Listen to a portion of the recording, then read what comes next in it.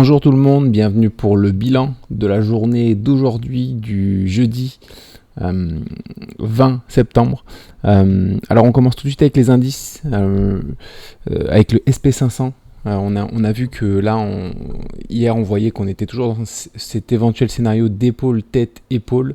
On avait tenu ce petit support en horaire ou en daily avait tenu, et on voit qu'on l'a bien cassé par le bas aujourd'hui, à la fois sur le SP500 et à la fois sur le Nasdaq. Voilà, il a bien été cassé, donc là concrètement je vois mal comment on ne pourrait pas revenir au moins sur les niveaux des 14 700. Voilà, donc là ça devrait corriger, je pense. Je vois pas spécialement de zone de rebond entre temps, donc voilà, pour moi ça va aller là, et si jamais on casse cette zone, ce support ici, ça ira probablement dans ces zones là. Voilà, au niveau des 4040 pour le SP500 et au niveau des 13 300 pour le Nasdaq, qui sont des supports historiques en hebdomadaire. Donc voilà, rien de très surprenant, mais c'est vrai que ça peut faire mal là au niveau de la correction. Voilà, on peut bien digérer comme il faut, et j'ai beau avoir des biais haussiers, j'ai beau avoir envie que ça augmente, que ça monte, que le marché monte pour prendre des trades à la hausse, parce que je prends principalement des trades à la hausse.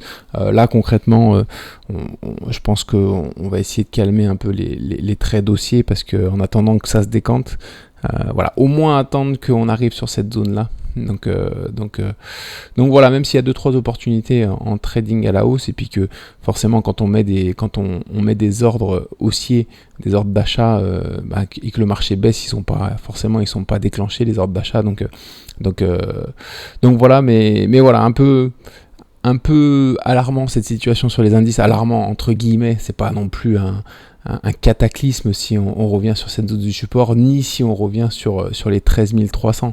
On arrivera seulement sur une zone de support historique en hebdomadaire, voilà, avant éventuellement de repartir. Donc voilà, et pas très confiant sur les indices et sur les prochains jours. On va voir, après c'est encore une fois, c'est le marché qui décide, hein.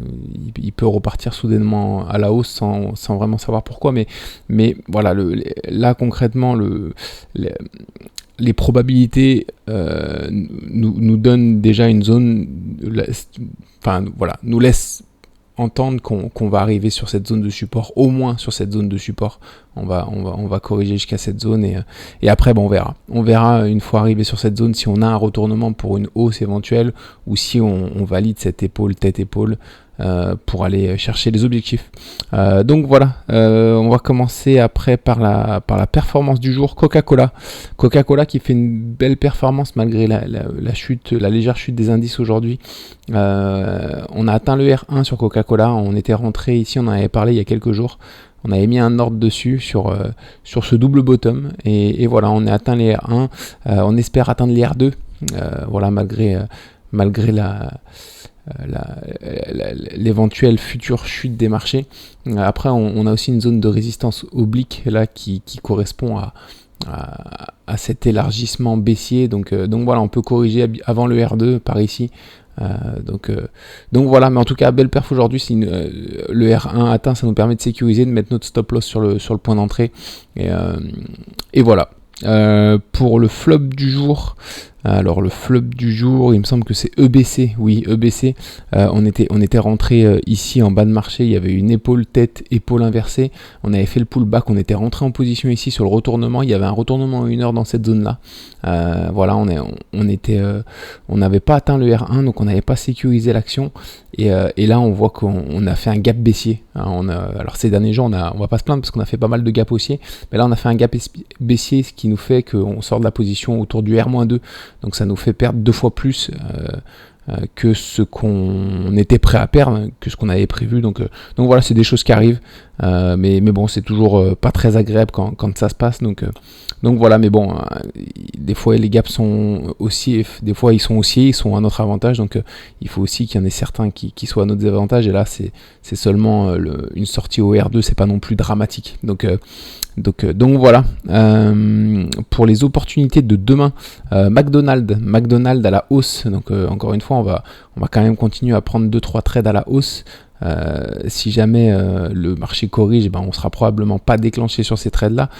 Mais ici on voit qu'on a une épaule, tête, épaule inversée un peu bancale hein, sur McDo, mais en une heure on la voit peut-être un peu mieux. Voilà, en une heure on la voit bien. Elle est assez jolie, il y a un retournement ici dans cette zone, donc on a mis un ordre au-dessus et on mettra notre stop loss ici si jamais on est déclenché. Après si on corrige, encore une fois, là on devrait chuter, hein. On devrait aller au moins rejoindre au moins cette zone là, voire plus bas. Donc voilà, dans tous les cas on ne sera pas déclenché sur cette action si jamais on corrige encore dans les prochains jours. Donc voilà, et du coup on va se tourner vers les shorts.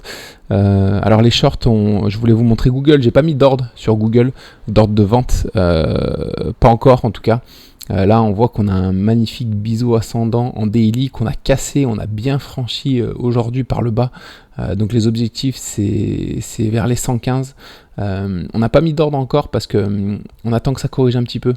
On attend que ça corrige un petit peu pour mettre un ordre sur les derniers plus bas avant d'être éventuellement déclenché. On mettrait notre stop loss ici si jamais on est déclenché.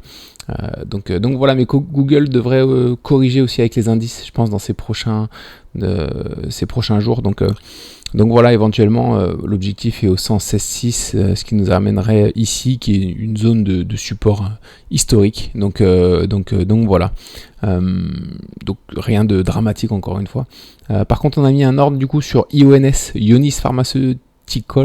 Je ne sais pas si des gens connaissent cette action ou cette entreprise, mais voilà, on fait quelque chose de pas mal à la vente. Voilà, ici on a une épaule, tête, épaule. Et là on voit qu'on a du mal à casser les plus hauts, et là on a un retournement. Quand on va aller en une heure, on va bien le voir. Voilà, on a un retournement ici, donc on a mis un ordre ici, et si on est déclenché, on mettra notre stop loss au-dessus. Donc voilà, on va suivre ça.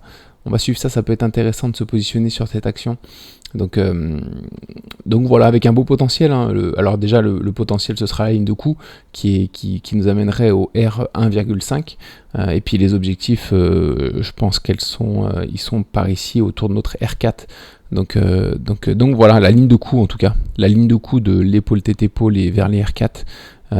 Et puis ensuite, si on valide cette épaule tête-épaule, les objectifs seront beaucoup plus bas, hein, au moins vers les 25-35 pour rejoindre cette zone de support historique. Donc voilà, on va suivre, ça va être intéressant ces prochains jours, voir comment ça évolue. Mais là, encore une fois, quand je regarde les indices, que ce soit le SP500 ou le Nasdaq, je vois mal comment on ne pourrait pas rejoindre encore une fois cette ligne de coup au moins. Et puis une fois qu'on arrive vers cette ligne de coup, ce sera une zone vraiment très dangereuse pour les haussiers, parce que là c'est assez facile à casser, je pense, pour aller rejoindre ces objectifs baissiers.